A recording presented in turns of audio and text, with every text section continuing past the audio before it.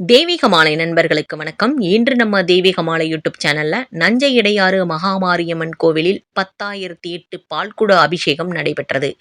பரமத்தி வேலூர் நாமக்கல் மாவட்டம் பரமத்தி வேலூர் அருகே உள்ள நஞ்சை இடையாறில் மிகவும் பிரசித்தி பெற்ற மகாமாரியம்மன் கோவில் ஒவ்வொரு வருடமும் ஆடி மாதம் 3ஆம் வெள்ளிக்கிழமை 10,008 பால்குட அபிஷேகமும் முதல் நாள் 1008 குத்துவிளக்கு பூஜையும் நடைபெறுவது வழக்கம். அதேபோல் இந்த ஆண்டும் பால்குட அபிஷேக விழாவை முன்னிட்டு நேற்று காலை மகாமாரியம்மனுக்கு கணபதி ஹோமமும் யாக வேள்வியும் நடைபெற்றது. மாலை அம்மனுக்கு சிறப்பு அபிஷேகமும் சிறப்பு அலங்காரமும் நடைபெற்றது.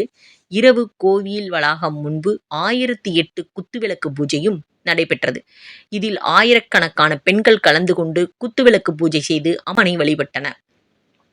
இன்று 2/8/2024 வெள்ளிக்கிழமை அதிகாலை முதல் பக்தர்கள் பால்குடங்களுடன் கோவிலுக்கு வந்து மகாமாரியம்மனுக்கு 10,000க்கு மேல் பால்குட அபிஷேகம் நடைபெற்றது. அதனைத் தொடர்ந்து மாலை மகாமாரியம்மனுக்கு திருஊஞ்சல் உற்சவம் மகா தீபாராதனையும் நடைபெற்றது.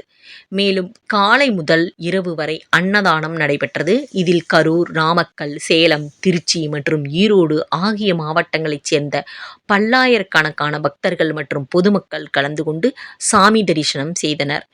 இந்த பதிவு உங்களுக்கு பிடிச்சிருக்கும்னு நினைக்கிறேங்க. இந்த பதிவு உங்களுக்கு பிடிச்சிருந்துச்சுன்னா உங்கள் நண்பர்கள் மற்றும் உறவினர்களுடன் பகிருங்கள். நன்றி.